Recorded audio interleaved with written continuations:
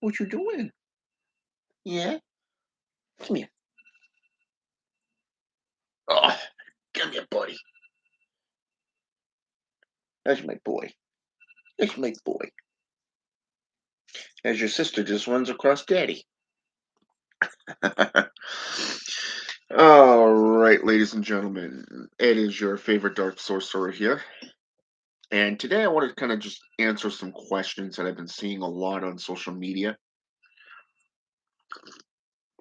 Facebook groups, and main,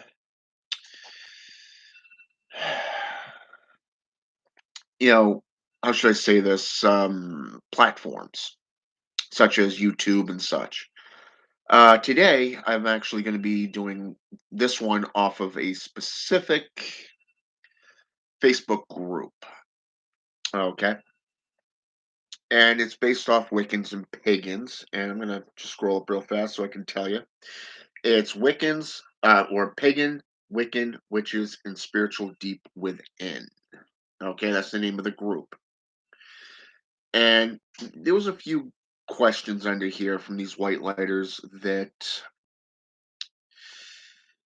let's just say,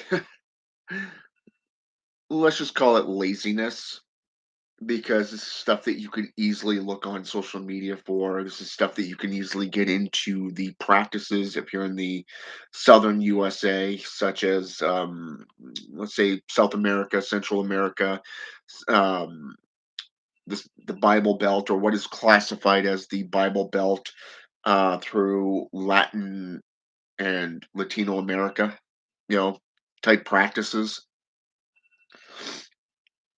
So there's a lot that you can do.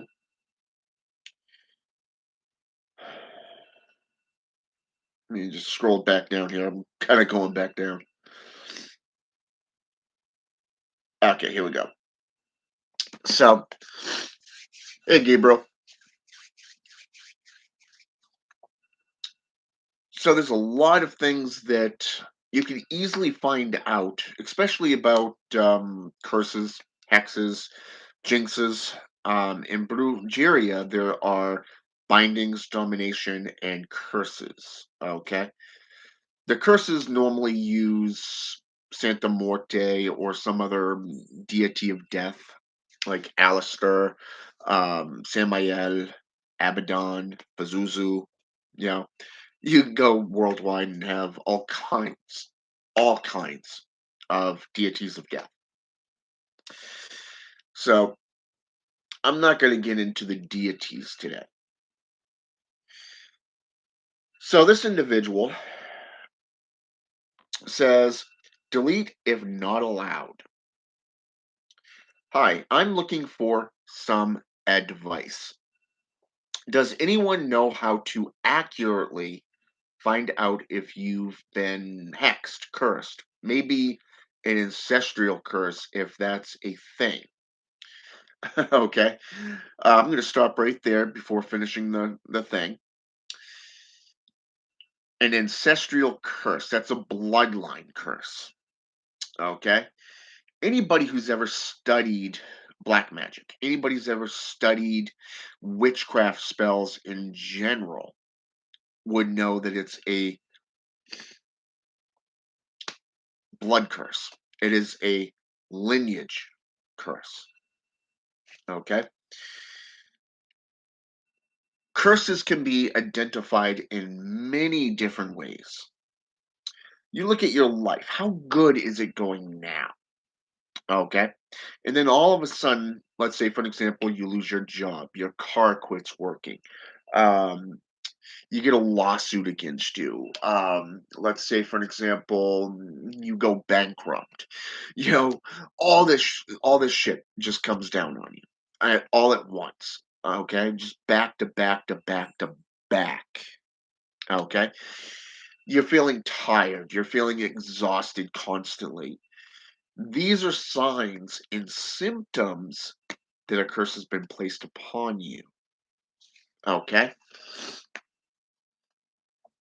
Now, what's interesting to note is this individual wanted to know sure signs. Okay. Methods, sure signs and methods. How do you accurately identify, okay, if you've been hexed or cursed? Well, what I just named off was physical, mental, and emotional symptoms. But if you want actual signs, okay, and methods, let's take a look at some of these methods for an example.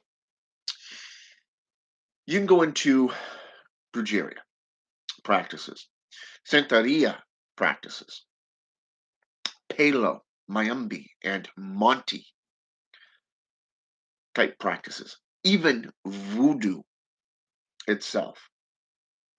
Okay. And you can see a little thing called the egg cleansing. Okay.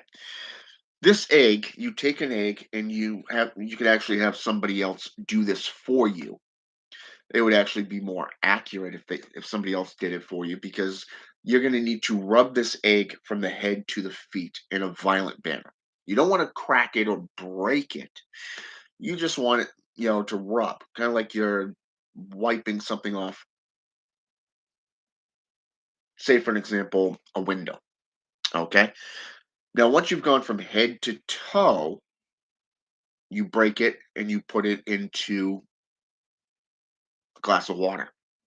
Okay. A glass of water. If there is blood within that egg, you're going to see it in that water. That is a sign that you've been cursed. Okay. That is an actual sign you've been cursed. But it's also could be anything from a death rite to a hex, a jinx. It's something, jinx is something that is used for bad luck. A hex is a teaching tool where somebody could be teaching you a lesson that you are not learning. Okay. And a curse, basically, curses are death spells. That's all they are, death spells. So you've also got the lemon spell. You got protections and all this other stuff that you can put up, wardings. If you look at amulets, amulets are meant for protection.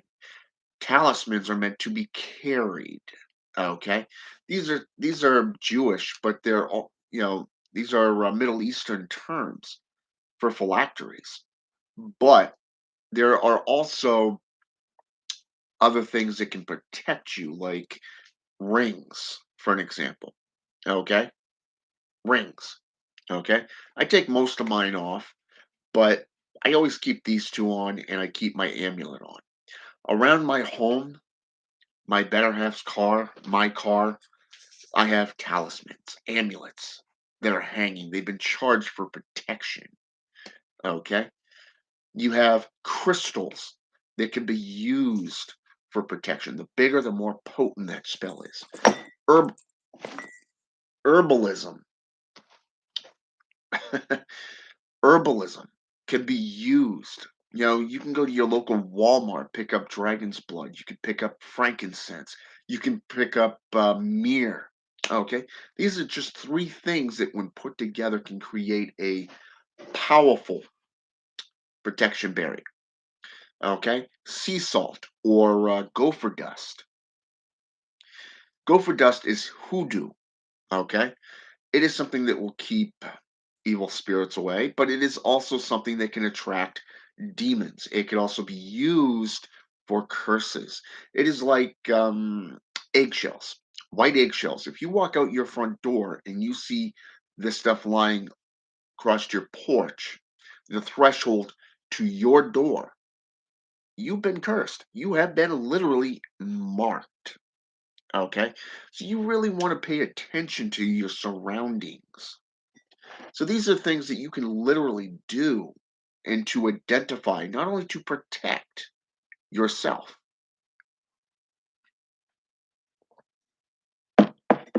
So let's read the rest of this real fast. Let's see. Things that have a negative attachment.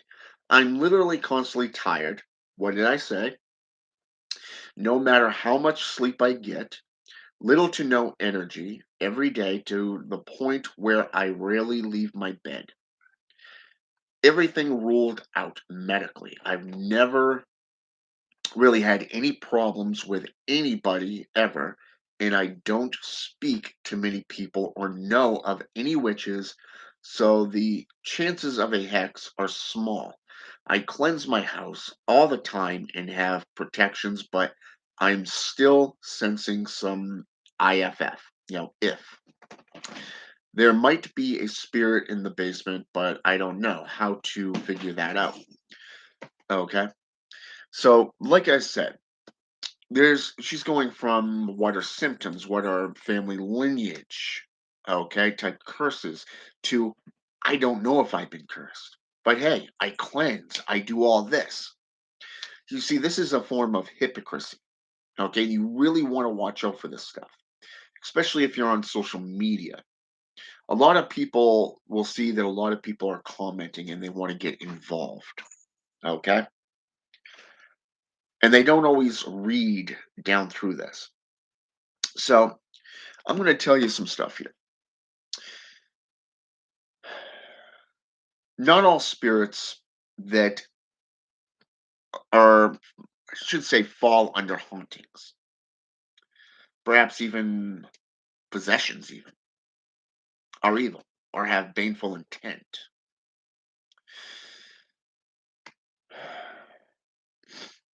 So demons are 99% of the time viewed as the spirits of hauntings or things that are considered to be evil. The what is it on YouTube here? On YouTube, there's a woman, the what is it, the last front medium of the frontier, I believe. There's two sisters. I actually looked them up. They refer to themselves as demonolators, you know, near death experiencers, stuff like that. And every day there's a whole new video. Just about every day, if not every other day, there's a whole new video that they put up. And they're always going back to back. Okay. First one sister will do a video, then the other sister will do a video. So this is what I'm talking about. When we look at spirits, they automatically go from the JCI perspective. It's got to be a demon attacking you. They don't take into consideration that there are multiple different types of spirits. In African voodoo, Haitian voodoo, or voodoo in general, you have your ancestors. Even in Santeria, the Caribbean traditions, you have your ancestors. Native American traditions, you have ancestors, lineage that's backing up your magic, your sorcery. Okay? So these type of spirits are there for you to call upon. They're not only protectors and guides that choose to follow you, to choose to work with you. Okay? They choose to work with you.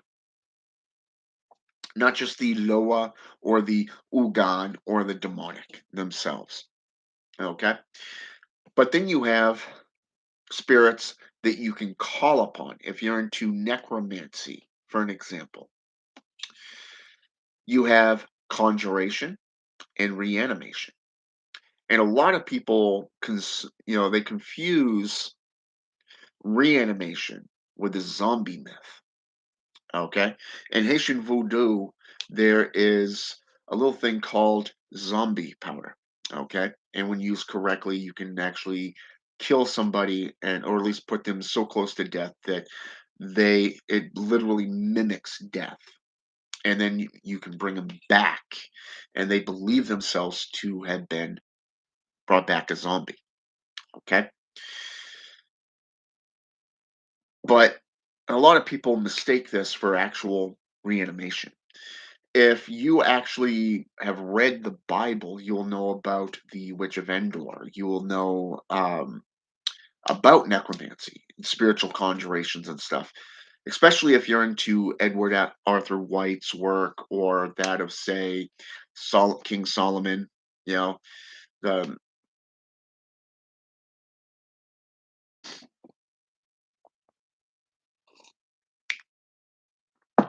the clavicle of Solomon, and things that deal with spiritual conjurations like Elpis Levi or say Francis Barrett, for just to name a couple occultists over the last the last 300 years. Okay, or say for an example, even Edward Kelly and you know his partner there. They became famous through the Enochian keys because they called upon angels. So you have invocation and evocation that plays a huge part in this as well. So, on one hand, if you don't have the balls to bring them into yourself, you perform an invocation. This is where you can bring them into full manifestation into your altar room, or say, for example, a cemetery, in the woods, crossroads, stuff like that. So, a lot of times when you hear the term full manifestation, you're thinking, okay, we're bringing them back to life. No, this is an apparition. Okay, an apparition. This is a spiritual apparition where the spirit comes into focus to answer your questions. If you're into demonology, you can go into Bifram, Murmur, or what's that other one there? I can't think of it offhand, but there's one other um, spirit, the lesser key of Solomon, the Goetia, that literally works with the spirits of the dead. Okay, they have different levels that they can do degree wise for manifestation. If you go into the black pellet, for an example, there's sigils, there's symbols, and there's methods to controlling the dead. If you go into the Grand Grim War, you can conjure a spirit such as Lucifer Drafacal. Okay, a lot of people today are hung up on Lucifer Drafacal, the ancient scribe, the ancient pact maker, and this goes into the Grand Grimoire, or even the one that I like to call the better one because it's called the Red Dragon version, and it gives so much more detail into the actual rites that you can learn. So this is the invocation. This is where you bring them into physical manifestation. Okay, the apparition aspect to make this pact, to make this deal, to even have them answer questions from a spiritual perspective. Now, reanimation, like I said, a lot of people believe that this is the creation of zombies. And in a sense, this is actually known as evocation. Okay? Evocation is where you bring the spirit or the demon and allow them entrance into yourself. A lot of mediums, true mediums, not these asshats that call themselves mediums and believe that they are actually mediums and let the world know that they are. Okay? These type of people, 99% of the time are just scam artists because there's actually very few people who are sensitive enough to the spirits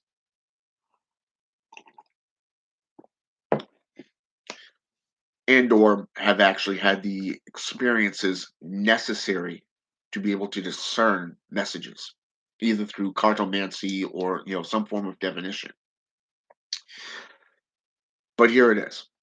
Reanimation is where you guide a spirit back into a body, a corpse, okay, for divination purposes. Now, you can call upon the person if you have the person's body. You can actually call upon that spirit and have it come back into their own body, or into another body of your choosing temporarily. It is not something that is permanent. If you look up necromancy for or even black magic, just in general, black magic, just black magic. Okay, it's going to come up with a monk and a priest uh, standing in a cemetery with an apparition in front of them. The monks are standing in what is known as a circle of empowerment. Wiccans and Pagans are renowned for mistaking the circle of empowerment for a circle of protection. It's not protection, it's empowerment. Okay, it empowers your spells. The triangle of evocation is just in front of that circle, with the apparition standing inside of it. At its feet is a grisgris bag, a mojo bag of smelly herbs. Okay, so you see where these things kind of go hand in hand here. So a lot of individuals, when they think spiritual reanimation or spiritual conjuration, this is what it comes down to. But a lot of people think it's about making blood pacts, that it's about making the deals and sacrificing. Okay? Recent events should teach you this because it is signs that people are using it as an excuse to bring back the witch trials, the crusades, the holy wars.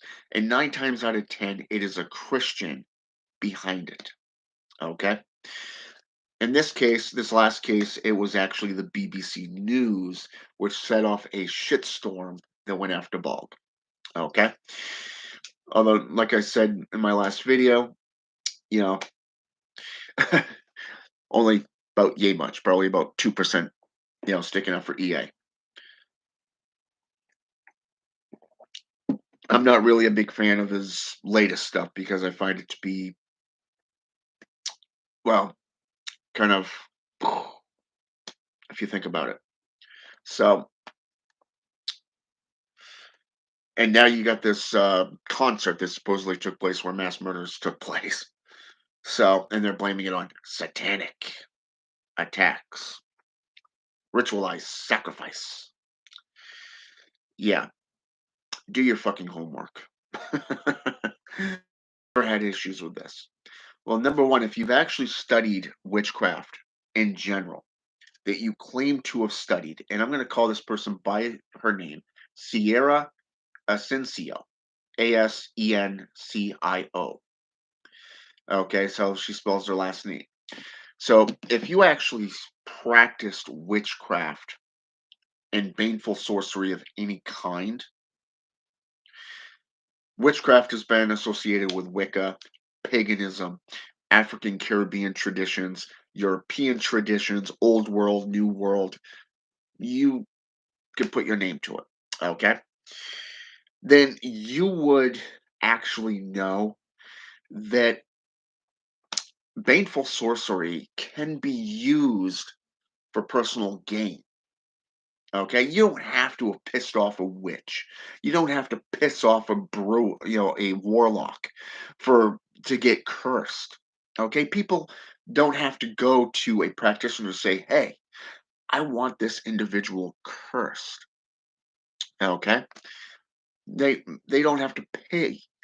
People can either perform the rites themselves to get you out of the way so they can better their own lives, or they can pay somebody to do it for them. Okay? This is baneful magic. This is black magic. Okay? This is what the church deemed as hostile magics for over 1,000 years, more so in the last 500 years. Okay? So, Sierra, you should know this if you've been a practitioner for any given time. If you've actually did your homework, you would know that a practitioner that's wanting to move up in a company, they could curse you if you're going for the same position, they could dominate you. They could put a binding spell on you. They can bind you. They could dominate you through a domination spell. Okay? They could easily do something to affect your health or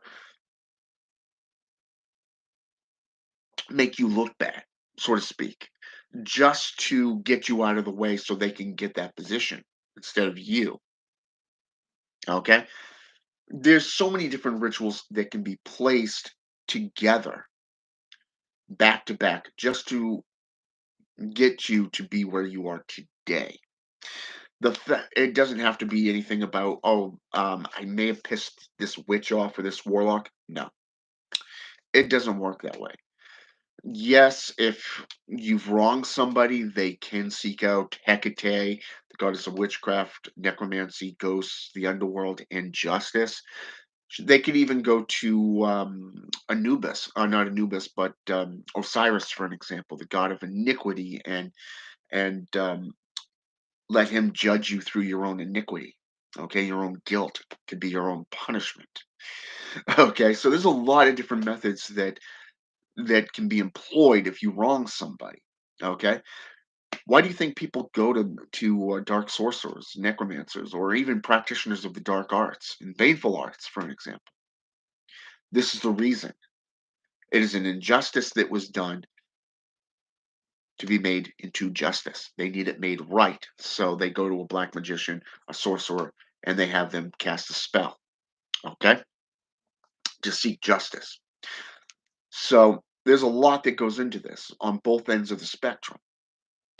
So you may not have even been cursed. It could be the fact that somebody just needs you out of the way. Or the third aspect, you could have just cursed yourself. A lot of people do that. And knowing and don't get pissed off at me for saying this, but the female psyche tends to overthink things. They tend to obsess over things. Okay? Feelings. Do I look fat? Do I look okay in this outfit? How's my hair? Do I have everything I need in my purse? Does this person like me? Does this my coworkers like me? Yada yada yada. There's so much that plays into this, which is why guys spend most of their time counseling you, trying to be on your good side because of the temperamental attitudes. You know what I'm saying? So it's it's not anything bad. It's just what I'm saying is that you tend to obsess over things that you don't need to. Okay, and it's not just women; it's also guys as well. There's a lot of people that tend to focus their attention on stuff that they don't need to, and becomes a self-made curse. Okay, so keep that in mind. And there was also a few others here. I gotta figure. I gotta find it here.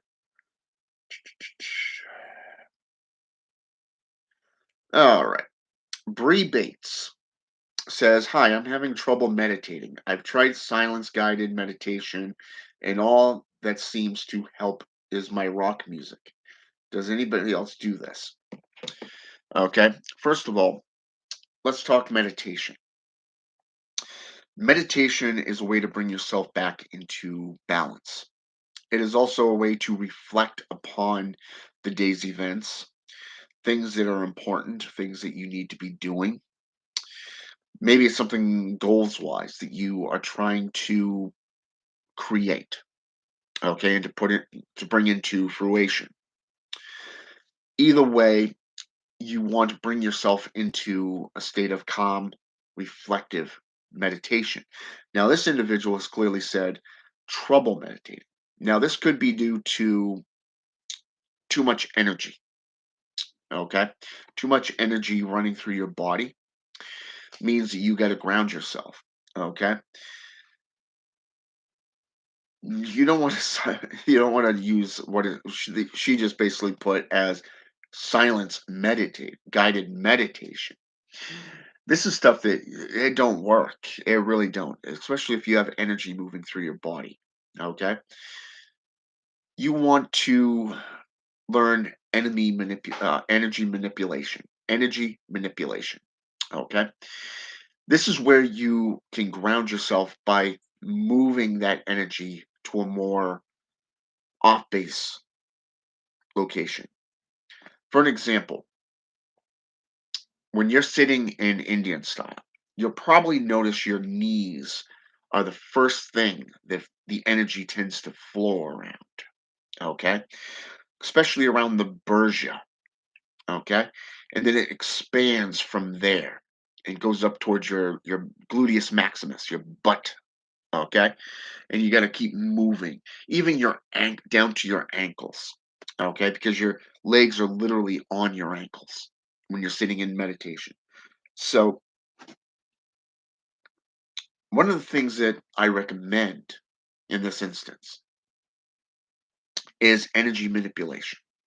Learn how to maneuver that energy through expressions such as screaming or but if you're in a location where you're doing it at say silent time, you really don't want to scream.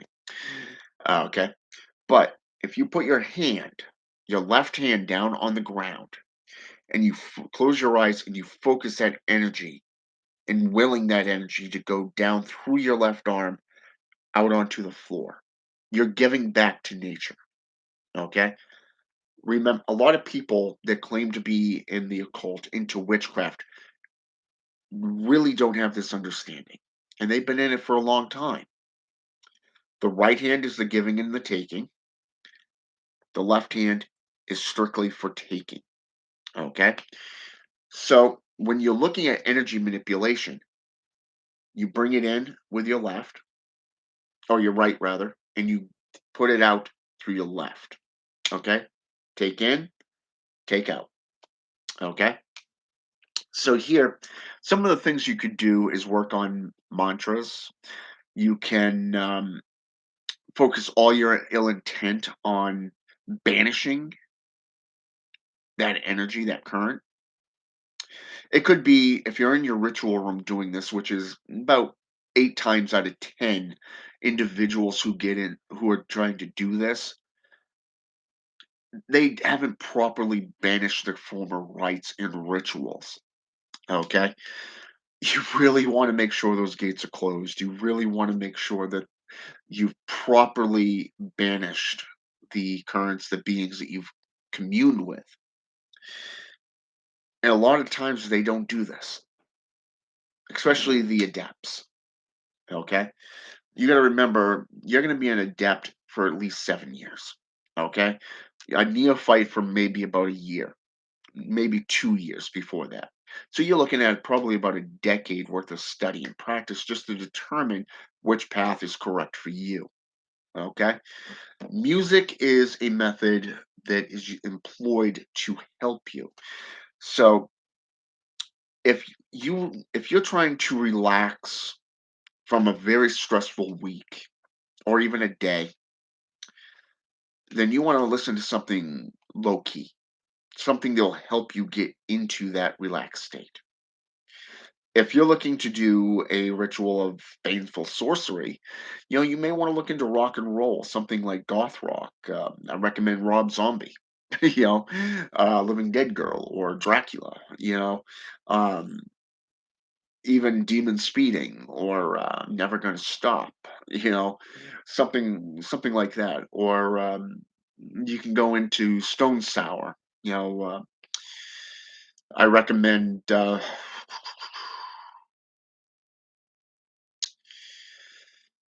What's the name of that album?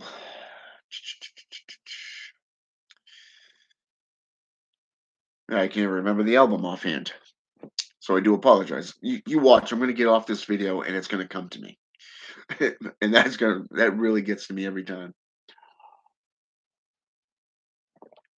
I don't recommend any substance that will produce a mind altering effect because when you get into narcotics such as weed, speed, drugs of any kind, and I know a lot of people like to get into shrooms even. Okay, this puts you into a state of illusion. Okay, it's not the real thing. It's like how should I say this?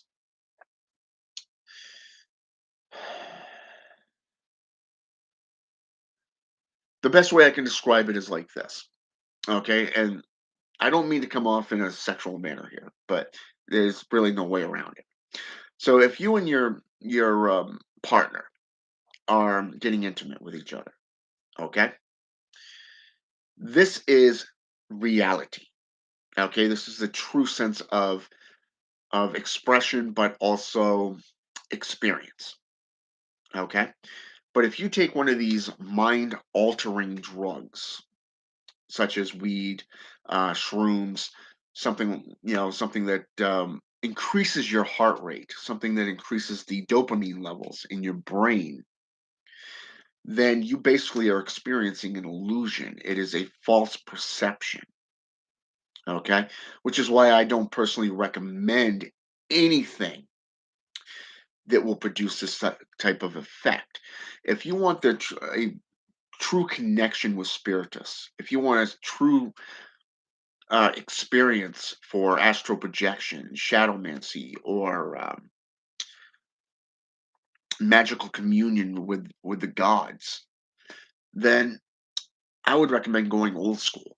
Okay, and in old school, there's also remedies that you can make.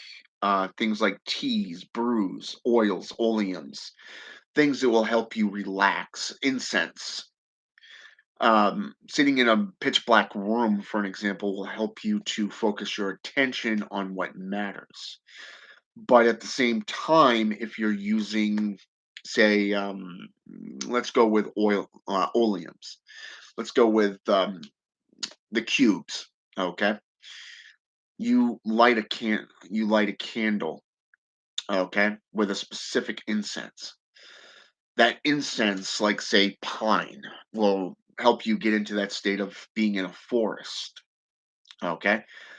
Christopher Penziak, for an example, and his book, The Temple of Shamanic Witchcraft, put an exercise forth that was basically envision a net, a screen in front of you.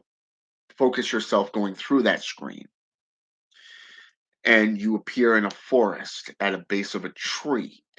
Now, pine, the scent of pine will help you get into that sense of, hey, you know, I'm right here, you know,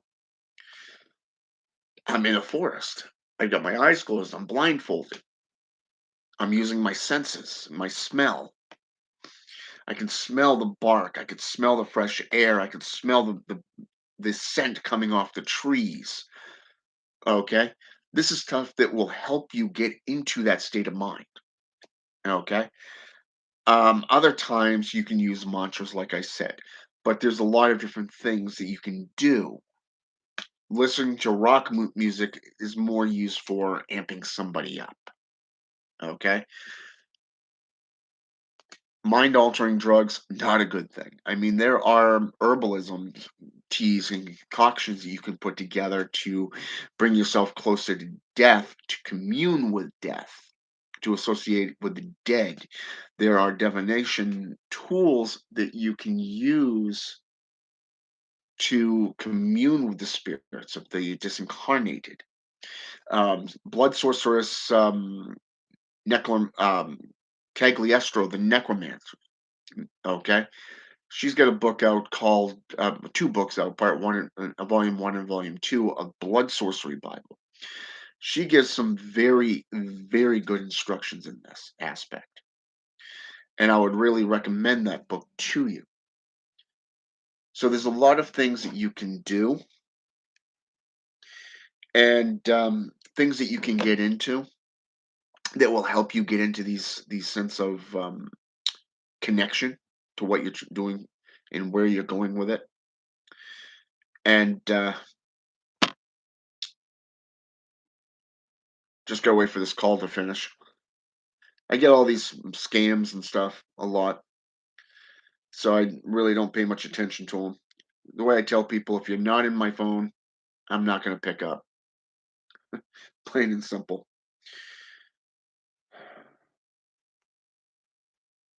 Here we go.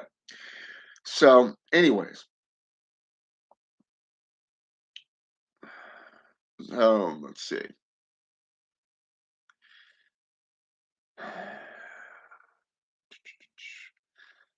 There was also an individual who posted in here within the last few hours that basically she came in. She said, my boyfriend and I are very toxic. We recognize this aspect, but we got a lot of love for each other. And guess what? I'm asking for help. I'm asking for help. Well, number one, if you recognize it's a toxic relationship, you recognize that it's not working out, you're constantly at each other's throats, it's not working out, then you're probably not meant to be together. So that's normally a sign that go your own way. Just saying. And to be fair, that type of stuff shouldn't be in one of these groups, anyways. That's something for your main page.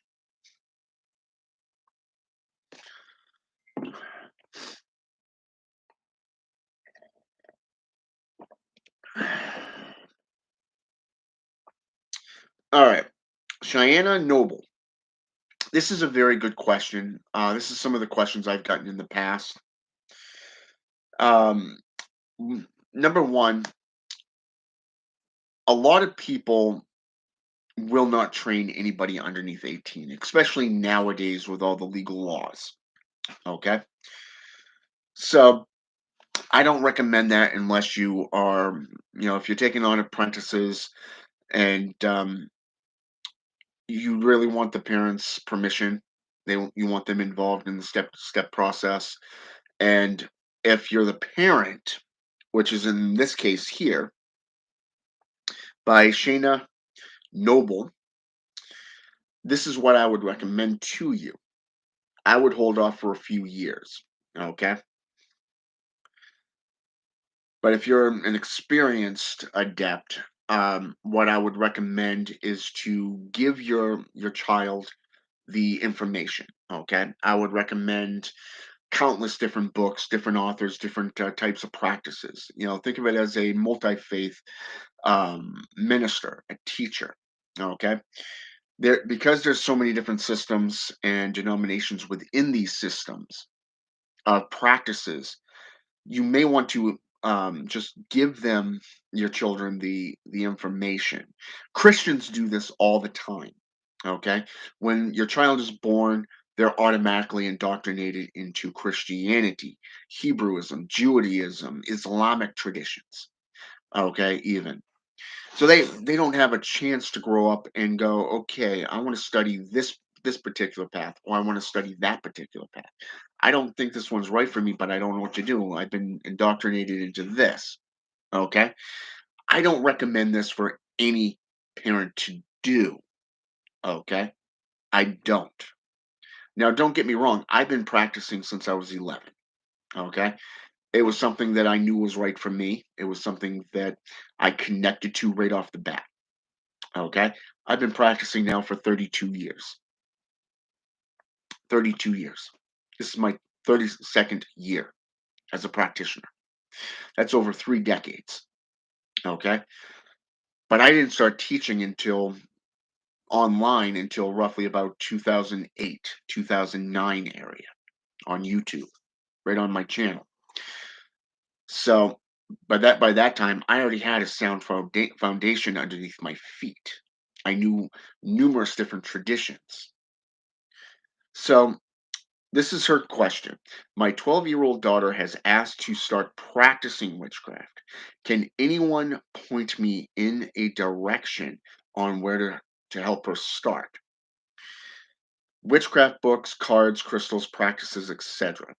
Okay. All right. So, first off, I would recommend the Temple series. This is a 6-book series that Christopher Penziak put forth. It speaks on multiple different levels of history, mythology, the different denominations and practices. You're looking at over 800 pages in a single book. Okay. That's the outer temple of witchcraft, basically saying, hey, what is witchcraft? The inner temple of witchcraft, which is basically looking at psychic mediumship, getting in touch with your particular gifts, stuff like that. The Temple of Shamanic Witchcraft, which is the third volume, is a book that deals with your own mind. Okay, deals with the different types of practices, deals with everything of the subconscious and the conscious level. The fourth volume is the Temple of High Witchcraft, which is basically the Kabbalah, okay? The Hermetism aspects, the Tree of Life, the Tree of Death, astronomy, numerology, zodiac, stuff like that, okay? Then you have the Temple of Living Witchcraft, Volume 1, the Goddess. This is basically any goddess throughout history, okay, from various different traditions. Very well written, and it goes into a lot of information to back this stuff up. The last book is called The Temple of Living Witchcraft, Volume 2, The God, and it does the exact same thing for the male aspects of divinity. So I do recommend these books to your daughter and to your kids, especially if you want to get into Wiccan and pagan traditions. Now, let's say, for an example, you want to get into Satanism. Brother Nero has a book called, it's a purple book, and it's called Satanism for Beginners. I recommend this book to you because of the fact that it doesn't just teach you as a practicing, practitioner of a solitary manner, but it also teaches you from a parent, okay? The trials and the tests that you're going to have to go through and to overcome. It's a very powerful and potent tome that I highly recommend. Outside of that, I would recommend Reverend Keen's stuff. Okay, Reverend Keen, his books, I should say, because he started out with three books of individual: the Demonic Bible, you know, then what was it? The Demonic Bible? No, it was the Satanic Bible.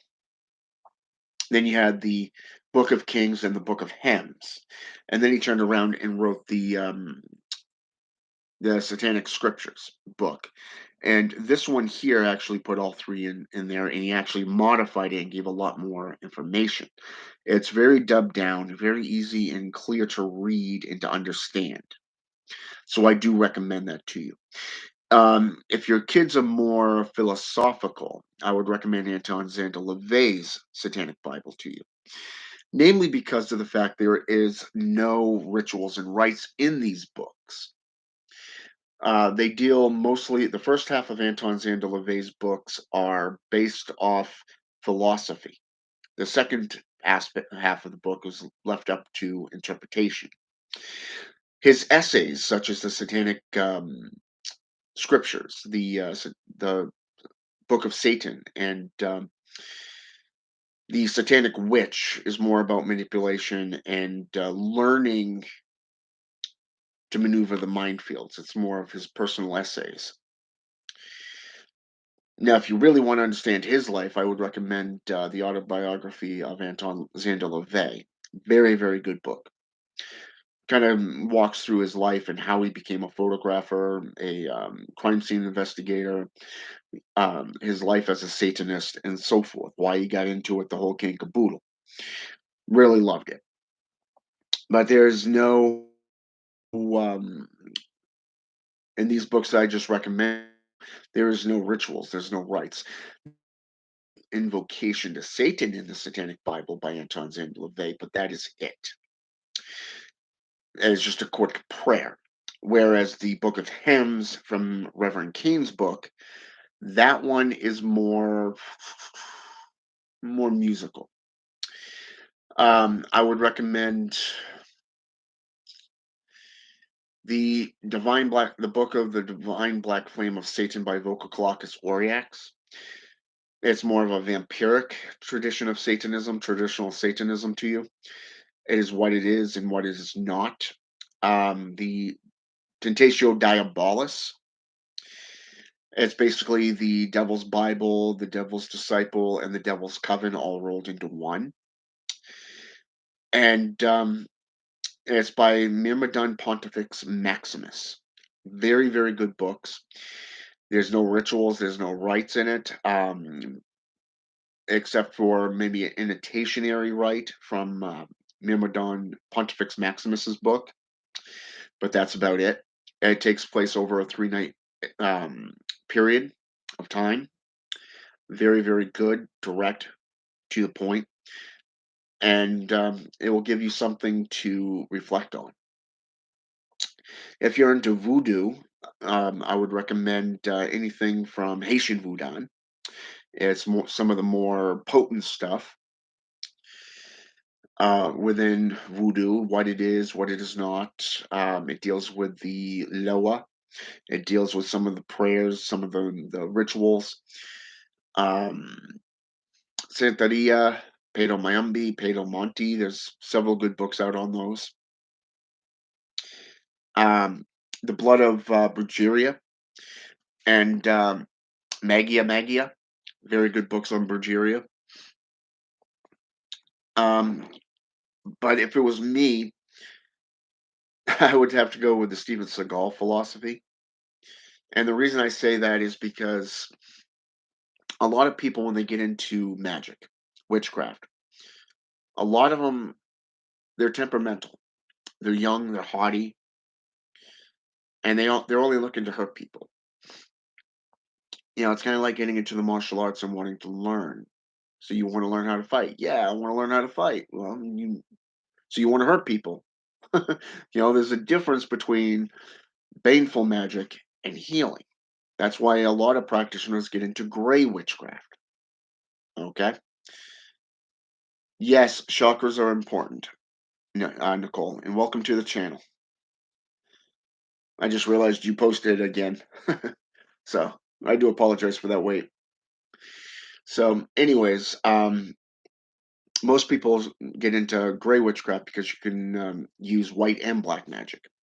Basically, the old school of practicing is you can use it for all sorts of things, to help people, to destroy them, to teach them lessons, but it's all personalized gain no matter where you look. And there's just a division between them saying, well, you can't be this and you can't be that if you do this and that. Well, let's see, a Bokor, sells his services just as much as a Hungan and Mambo sells their products. So what's the difference? You know, it's like a Polero peddling their cures, or a Brewer peddling their cures just as much as a Maramberos. A warlock does the exact same things as a witch. So what's the difference? Okay. People like to put a division and encamp themselves in subdivisions. Okay. To keep people segregated. Welcome to humanity. Okay. But what I would recommend for this individual's daughter is, because she's 12 years old, I would not get into any of these more heavy duty type religions. I would start your kid off on something simplistic, like learn herbalism. Okay. Learn to create brews, oleums, concoctions of potions, for an example. Learn to put together phylacteries, you know, alchemy even. This if your kid is into science, get them into alchemy. Okay, it's the same thing. Basically, alchemy is the very embodiment of chemistry and science. Today we just break them down into two different categories, but back in the day, guess what? They were one and the same. Okay, but I would recommend the greatest author, in my opinion, that put books out was Scott Cunningham. Okay, He's got the Solitary Witch, Volume Part One and Part Two. He's got Wicker in the Kitchen. Learn your foods, learn your herbs, your plants, stuff like that. Get into the Book of Magical Herbs and Herbalism. You have the Encyclopedia of Magical Herbs.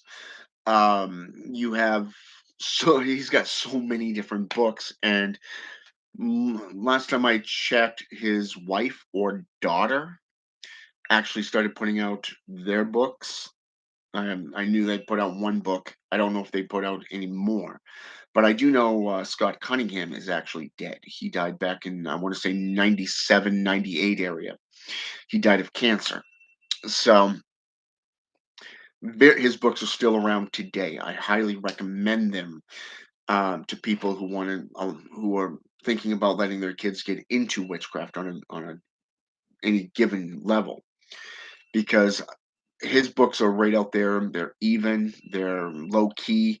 There's no rites or rituals in them. There's a few prayers, like the Book of Shadows. It's a green book with some magical symbols on it. Very, very good one. Deals with herbs, prayers, stuff like that, remedies. The Matter of fact, I got one of them right here. This one right here by Scott Cunningham, the Encyclopedia of Magical Herbs.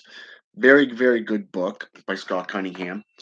And on page, let me, what is it, 266, okay, health codes used with herbs. I like that about him, okay? That's on page 266.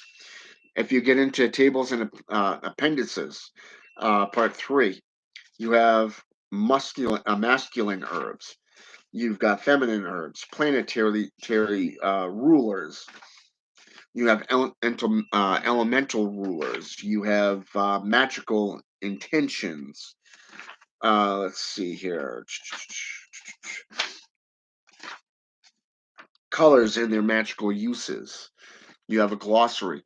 And the one thing I liked about his book is he literally goes in and he classifies the plants as being either, say for example, G or P, for an example.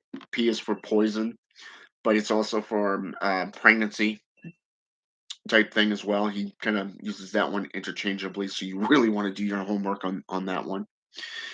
Nice little plot and twist in that one. And it's interesting because he goes through A to Z on this stuff. For an example, comfrey, he classified it as X, meaning there's no label. Okay. Copal, B, and this is a G rather. You have cotton, P. You have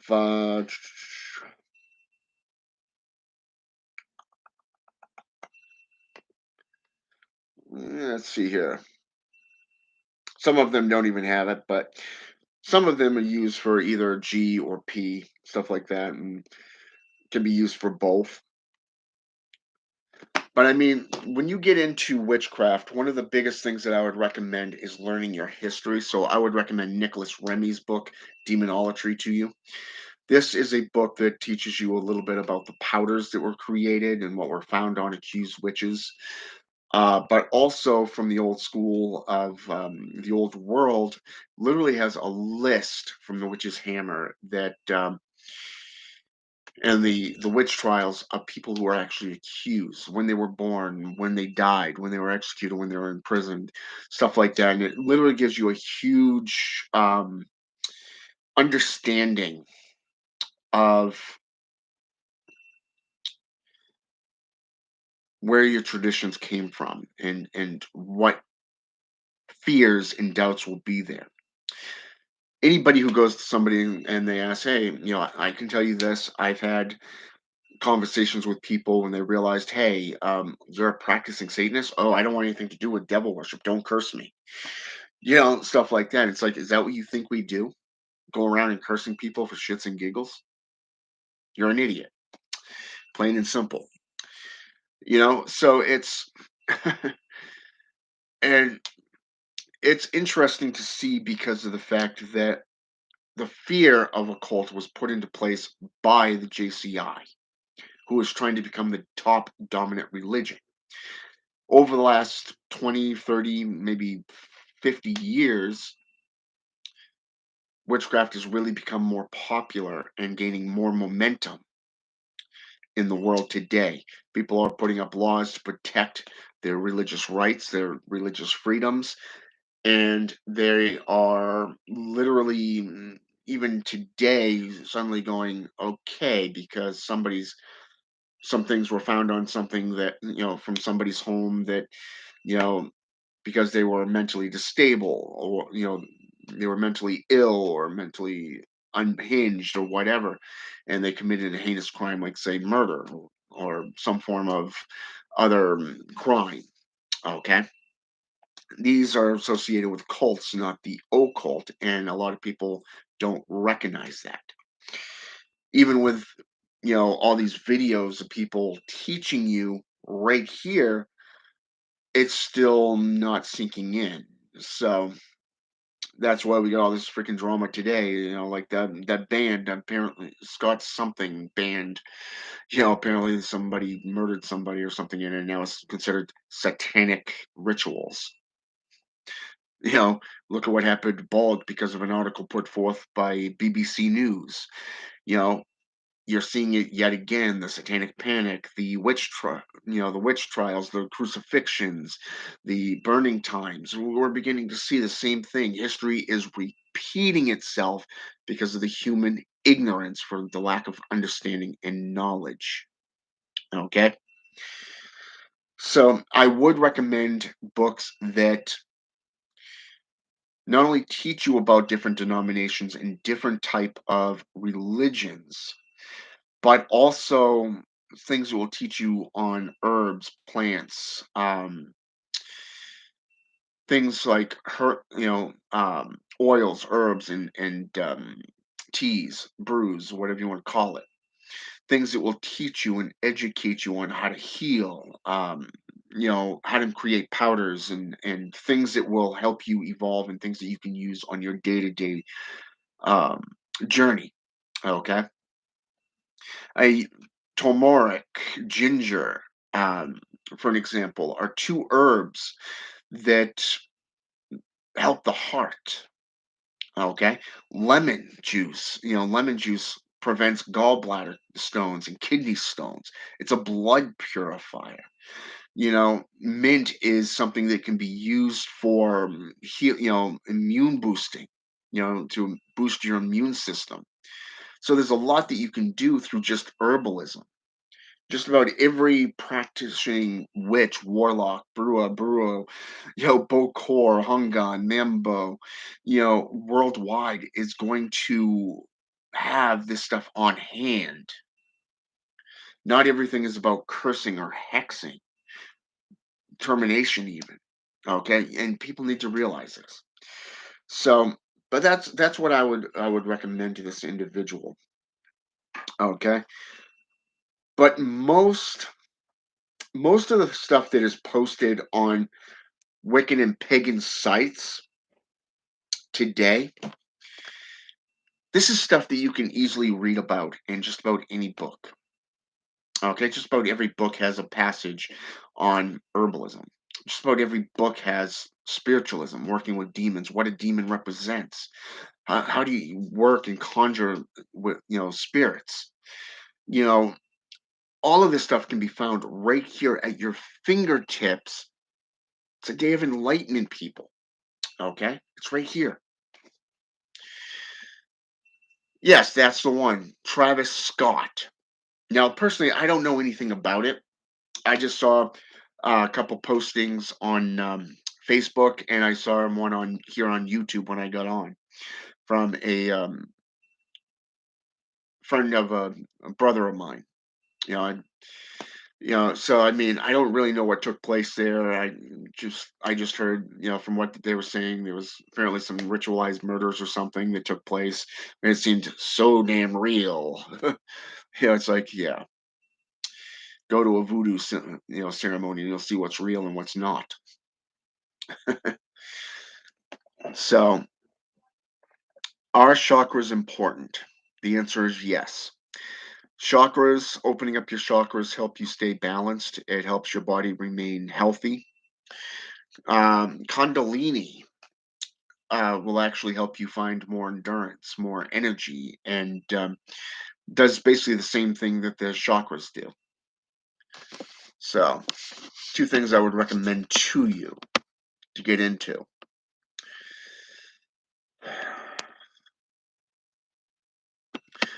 Well, what I would recommend to you, Nicole, and that's a very good question because I do get that a lot.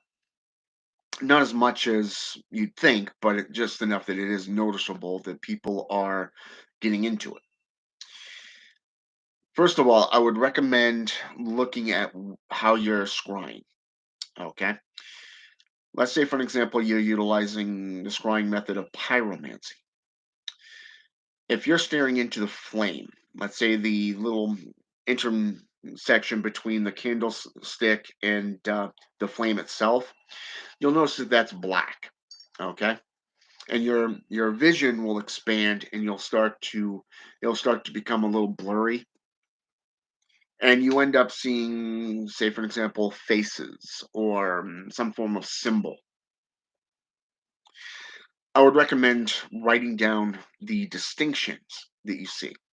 If you saw the symbol and you remember the symbol when you come out of that trance, draw it down immediately, or at least as much of it as you can remember.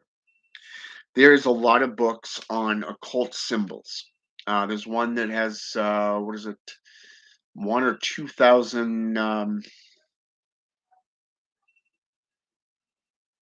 1 or 2 thousand symbols, and it's a Masonic book. Deals with numerous different names for those symbols, but also ranging from today to about 500 years in the past. Okay, you take the swastika; it's got like 15 different names from different orders, but all people see is Adolf Hitler. So, guess what's been banned from social media? And people don't want to hear it. Oh, it's a symbol of hate. No, it's not. Do your homework. Okay? Do your homework on this stuff. So, when you see a symbol, be it in a candle flame or hydromancy, a bowl full of water, a black cereal bowl, or a designated bowl that you use water in for scrying methods. If you even use, say, a crystal ball, okay, or a black scrying mirror, you can interpret what you see by drawing the symbols down. Okay. I've seen symbology of a black background with red and gold lettering, both letters and numbers in a box. And they were going up. Every so often, a letter would come out, go back in, continue going up. And then a number would do the same and go back up. And all I did was I drew out in my journal, I drew out the box and the letters and each one that I saw. Okay. Now, if you take an alphabet, let's say the English alphabet, the ones we use today, that's 26 letters. That's 26 letters. Okay, 26 numbers. In any given cipher, you can use either numbers, alphabets. You go into, say, for an example, Anglo-Saxon, Theban, Celestial. Let's go with some of the old school ones, like say the Canaanite language. Let's go with hieroglyphics, even Egyptian. All of these have a symbol on them. Egyptians normally used animals, not just people. When they drew hieroglyphs, they would use the body of a man or a woman with the head of an animal. Sometimes they would use what is known as a chimera. Okay, they would use art, depending on the first, second, or third dynasty. setting. Okay, where they would either put this on archways, they would put it on walls, like in the pyramids. The tomb and the tombs of the kings. You know, the vases, even the Greeks did this. Okay, so you can see the influence between all of these, including the Macadamians. Even they use this stuff as well. So it wasn't just that. I mean, even if you get into Norse mythology, you're going to see the raven. You're going to see animals being used for symbols, like the dragon. Okay, being placed on banners, or say, for an example, the animal meanings behind them. Okay, what is a raven? A bird of wisdom. A blackbird uses is a bird of death, right? So a blackbird would be able to carry your soul between the dimensions. A raven is one of wisdom. A serpent is cunning. Okay, fire is a symbol of purity. Okay, a lot of things. Why do you think all these ancient cultures utilized the purification of fire long before Christianity? Okay, it was a purification process. For you to go into any given thing, you needed to be purified, made anew. This is why self-dedication, or being dedicated into a religion, is something that is, how should I say this, necessary. Okay, the four main elements. Fire is one of them. Okay, water is one of them. This is why we use these divination tools. They also connect us to the spirits, just like a personal item. So when you see a symbol, it doesn't matter how many different symbols are mixed in. A lot of times, at least in my experience, you'll see numerous symbols. You'll start off with, say, the symbol of, let's go with Lucifer, the personal seal of Lucifer, and then it would expand into the hexagram, and then into a pentagram, just out of you know reference, but also example. So these things can happen. So what you do is, I would recommend looking into each symbol. What do they recommend? What do they recommend? What do they symbolize? Okay, and why are they together? Okay, I can tell you, I've had visions while I'm meditating and doing divination, where in my mind's eye these things appeared through meditation. But I've also utilized crystal balls. I've utilized the black scrying mirror. I've used pyromancy with candles, staring into the candle flame. These things, you see different symbols mixed in. I recommend drawing them, at least as much of them as you can remember, and then do your research into them. That's the best way. It's the most simplistic way for you to get them from your head onto paper. And then you can take it from the paper and go through your books and try to figure out, okay, these are occult symbols. What do they represent? Write it down. Okay. Once you've written it down, you've written down their meanings. From there, you can literally get into, okay, now I got to figure out, why did I see them? Why were they shown to me? Is this something that I can put into play during my next ritual? Or is it a spirit trying to commune with me? Okay. These are things that only you can interpret for yourself, but these are methods and tools that you can use to help you understand what they mean, so you can decipher them, if that makes sense, Nicole.